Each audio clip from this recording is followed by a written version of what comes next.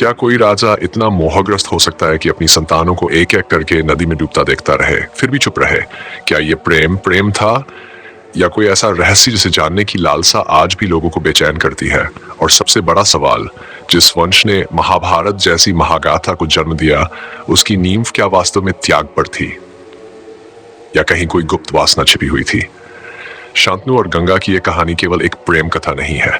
ये एक ऐसे निर्णय की शुरुआत है जिसने आगे चलकर कौरवों और पांडवों के संघर्ष को जन्म दिया। ये उस वंश की जड़ है जिसकी हर शाखा ने धर्म, नीति, प्रेम, युद्ध और मृत्यु को छुआ है।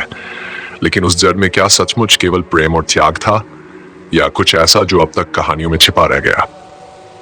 शांतनु का जीवन बाहर से शांत, भीतर से तूफानी। हस्तिनापुर के राजा शांतनु अपने युग के अत्यंत योगी, बुद्धिमान और संतुलित शासक माने जाते थे। वे शांत प्रवृत्ति के थे, अति संवेदनशील थे और प्रकृति से विशेष अनुराग रखते थे। एक दिन जब वे गंगा तट पर विचरण कर रहे थे, उन्होंने एक अद्भुत स्त्री को देखा। सौंदर्य की पराकाष्ठा, तेज से दमकती और चित्त को मोह लेने वाली। वह कोई साधारण स्त्री नहीं थी, वह स्वयं गंगा थी, जल की देवी, पवित्रता की प्रतिमूर्ति। लेकिन शांतनु को क्या बोध हुआ? उन्होंने उस दिव्य रूप में केवल सौंदर्य देखा, आकर्षण देखा और हृदय से अभिभूत होकर तुरंत विवाह का प्रस्ताव रख दिया। गंगा ने मुस्कुराते हुए एक शर्त रखी, मैं तुमसे विवाह करूंगी, लेकिन एक वादा चाहिए। कभी मुझसे कोई प्रश्न नहीं करोगे, चाहे मैं कुछ भी करूं। अगर एक भी बार तुमने मुझे रोका या कोई सवाल किया तो मैं तुम्हें छोड़कर चली जाऊंगी। अब यहां सोचिए, अगर कोई स्त्री राजा से ऐसा वादा मांगती है तो उसके पीछे कुछ छिपा होता है। लेकिन शांतनु उस वक्त भावनाओं में डूब चुके थे। उन्होंने तुरंत सहमति दे दी। एक तरफ उनका प्रेम और दूसरी ओर गंगा की रहस्यमय शर्त। शादी हुई, समय बीता, एक पुत्र हुआ और गंगा ने उसे नदी में डुबो दिया। अब यहां से कहानी मोड़ लेती है। राजा स्तब्ध थे किंतु वादा याद था, वे चुप रहे। दूसरा पुत्र हुआ, वही परिणाम। तीसरा, चौथा, पांचवां, हर बार वही। कोई भी सामान्य व्यक्ति होता तो शंका करता, विरोध करता, क्रोध करता, लेकिन शांतनु मौन रहे। वह कौन सा प्रेम था जिसने उन्हें यह सब सहने को विवश किया?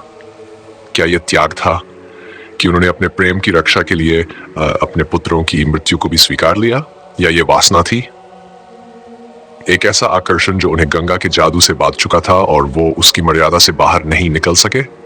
आखिर कब तक?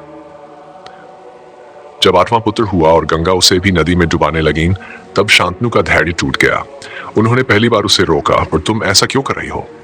और उसी क्षण गंगा ने वादा याद दिलाया और कहा, अब मैं जा रही हूं।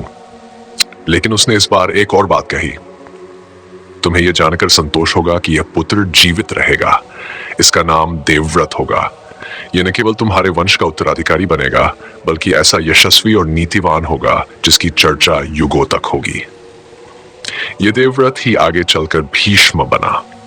वह योद्धा जिसने आजीवन ब्रह्मचर्य का व्रत लिया, जिसने हस्तिनापुर के सिंहासन की खातिर अपने सुख, विवाह, संतान सब कुछ त्याग दिया। लेकिन कहानी यहीं समाप्त नहीं होती। असली प्रश्न अभी बाकी है।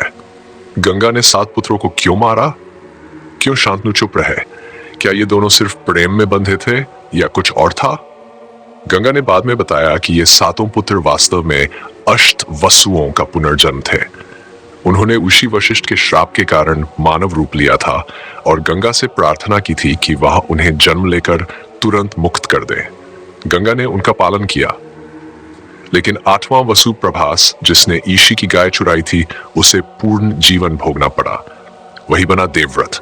यहां समझ आता है कि गंगा का कार्य केवल हत्या नहीं था, वह मुक्ति थी।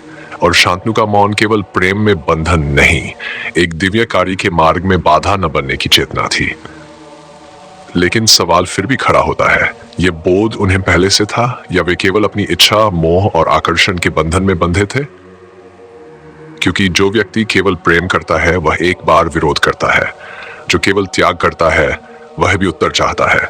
लेकिन जो मोह में डूब जाता है वह प्रश्न करना भी भूल जाता है। क्या शांतनु की स्थिति ऐसी ही थी?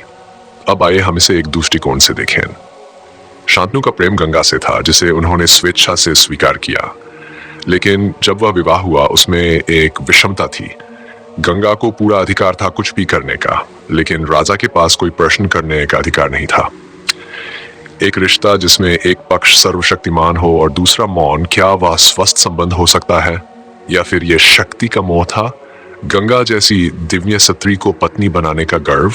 अगर गहराई से विचार करें तो यह कहानी प्रेम से अधिक शक्ति, आकर्षण और नियंत्रण की प्रतीक है। गंगा ने केवल अपने नियमों पर यह संबंध निभाया और शांतनु ने केवल अपनी तृप्ति के लिए यह सब सहा। अब बात करें उस विरासत की जो इस कथा ने छोड़ी।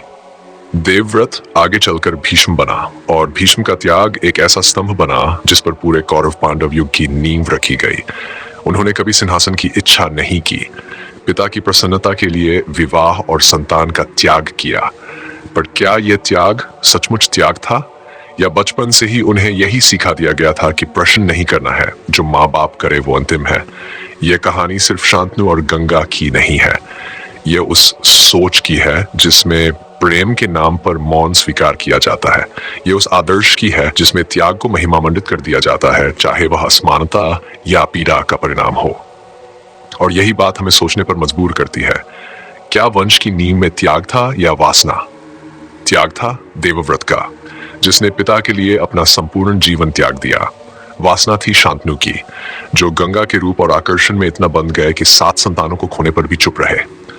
समझ थी गंगा की, जिसने दिव्य कारण से जन्म लिया, कार्य पूरा किया और लौट गई। और यही त्रिकोण इस महाकाव्य की शुरुआत बनता है।